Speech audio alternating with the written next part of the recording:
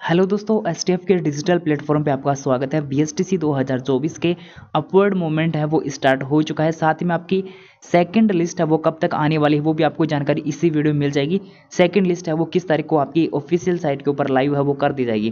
तो इसके संबंध में अपवर्ड मूवमेंट कौन कर सकता है, अपवर्ड मूवमेंट है वो करने का क्या तरीका होता है और इसमें आपकी कॉलेज चेंज होने के कितने % है वो संभावना रहती है। तो एक एक पॉइंट है वो आपके क्लियर होने वाले हैं। तो चैनल को सब्सक्राइब कर लीजिए और वीडियो को लाइक कर दीजिए। अपवर्ड मूवमेंट हेतु आवश्यक दिशा निर्देश केवल वही अभ्यर्थी जिन्होंने आवंटित अध्यापक शिक्षण संस्थान में सफलतापूर्वक आपने रिपोर्टिंग कर ली है।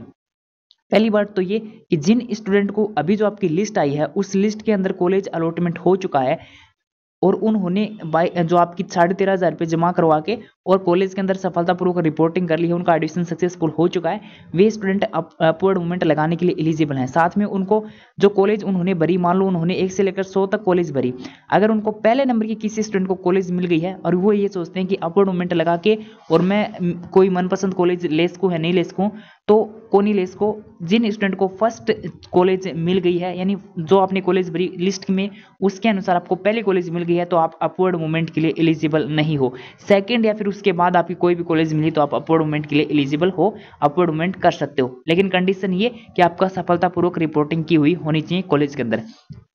सेकंड पॉइंट ये कि अभ्यर्थी द्वारा दी गई समयावधि में पोर्टल पर उपलब्ध अपवर्ड मूवमेंट का लिंक है, पर जाकर आपको अपवर्ड मूवमेंट है वो ऑनलाइन आवेदन करना है। ऑफिशियल साइट से आपको करना है। सिर्फ और सिर्फ 5 मिनट का भी समय नहीं लगेगा, केवल 2 मिनट का टाइम है अपवर्ड मूवमेंट करने का। ऐसे अभ्यर्थी जिनके द्वारा चुने गए प्रथम अध्यापक शिक्षण संस्था में प्रवेश मिलता है वह अपवर्ड मूवमेंट हेतु पात्र नहीं। ये पॉइंट मैंने आपको ऊपर ही क्लियर कर दिया। जिनको फर्स्ट कॉलेज मिल गई है वह अपवर्ड मूवमेंट के लिए पात्र नहीं है। जिन अभ्यर्थियों ने केवल एनीवेयर राजस्थान पर यस किया था एवं किसी भी अध्यापक शिक्षण संस्थान तथा जिले में चुनाव नहीं किया वह अपवर्ड मूवमेंट हेतु पात्र नहीं है। ठीक है, यह बात मैं आपको शुरू में भी बोल रही थी, कॉलेज जब आप चॉइस कर रहे थे उस टाइम मैंने आपको बोली थी कि ज़्यादा से ज़्यादा कॉलेज फिल करके आप एनीवेयर राजस्थान करोगे तो आपको फायदा होने वाला है।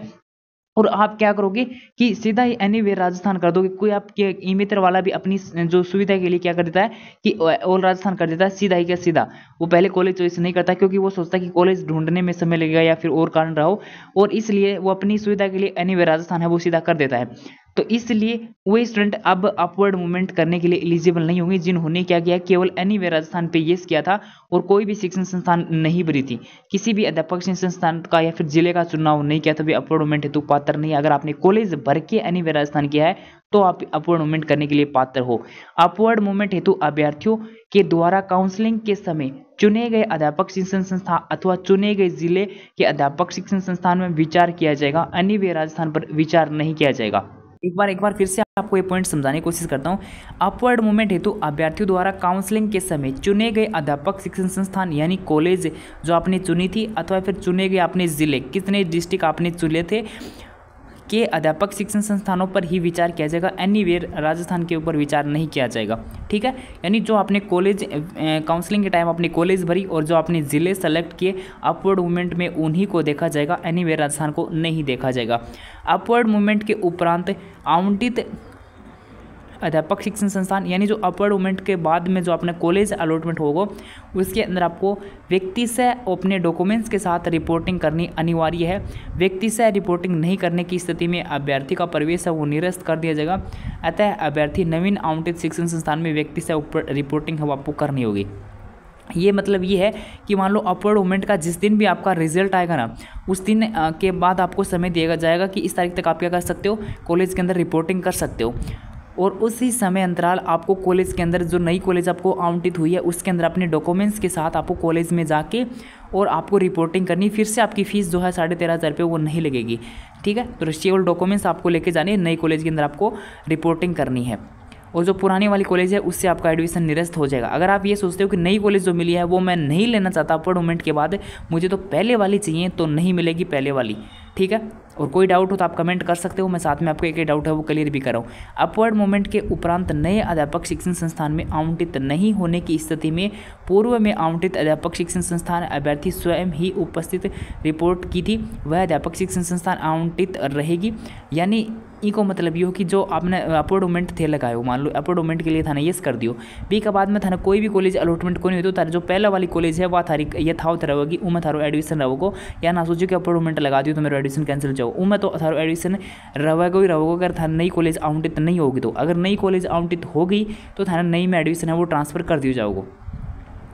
अपवर्ड मूवमेंट होने पर नए आवंटन अध्यापक शिक्षण संस्था में रिपोर्टिंग करनी होगी, पुनः फीस भरने की कोई आवश्यकता नहीं है। नई कॉलेज अलॉटमेंट होने की स्थिति में आपको क्या करना है, उस कॉलेज में जाकर आपको रिपोर्टिंग करनी है। देखते हैं अपन सेकंड लिस्ट है वो आपकी कब आने वाली है। तो अपवर्ड मूवमेंट कब से लेकर कब तक कर सकते हो, 14 अगस्त से लेकर 16 अगस्त तक आप अपवर्ड मूवमेंट कर सकते हो। उसके बाद अपवर्ड मूवमेंट का जो रिजल्ट आएगा ना, अपवर्ड मूवमेंट का रिजल्ट और आपकी सेकंड कॉलेज अलॉटमेंट लिस्ट जो आएगी वो आएगी 19 अगस्त को। 19 अगस्त को आपकी सेकंड लिस्ट प्लस में अपवर्ड का जो रिजल्ट है वो आपका जारी कर दिया जाएगा, और इसी चैनल के ऊपर आपको बता भी दिया जाएगा कि आपका रिजल्ट है वो आ चुका है। उसके लिए सब्सक्राइब करके रखना है, बहुत काम आएगा आगे के लिए। सेकंड लिस्ट कितनी सीटों के ऊपर आएगी वो जानकारी भी मैं आपको देने वाला हूँ आगे, उसके लिए भी आपको थोड़ा सा वेट करना होगा, उसके संबंध में आपको वीडियो मिल जाएगा जल्दी ही। और उसके बाद जिनको रिपोर्टिंग करनी होगी अपवर्ड मूवमेंट के बाद कॉलेज नई अलॉटमेंट होती है तो उसको 20 तारीख से लेकर 22 तारीख तक नई कॉलेज में आपको रिपोर्टिंग करनी होगी।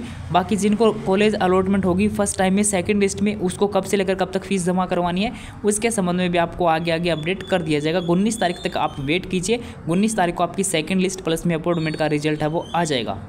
ऑथेंटिक न्यूज़ के लिए आप STF के चैनल को सब्सक्राइब करके रख लिए, बहुत काम आएगा।